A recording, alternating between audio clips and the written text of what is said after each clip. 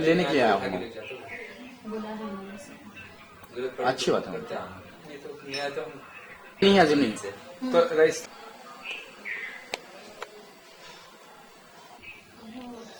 मलकपेट से चौरासी से राइट लेने साइड मलकपेट से इस तरफ अंबरपेट जाने के मुसलम बाग।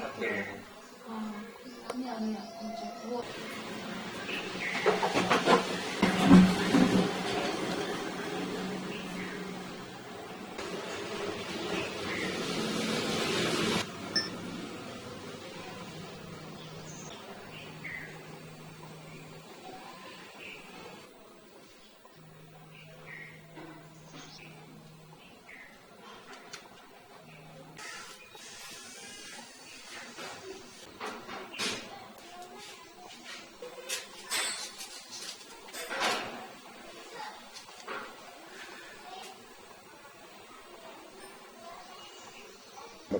मेरा नाम मोहम्मद रईसुद्दीन है।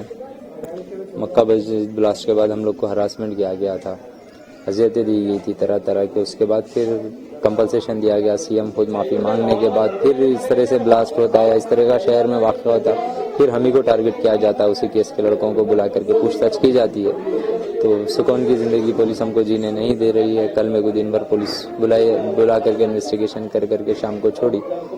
पूछने पे बताते कि मक्का मस्जिद ब्लास्ट केस में तुम लोग थे, इसीलिए तुम ही लोग को बुलाया जा रहा है।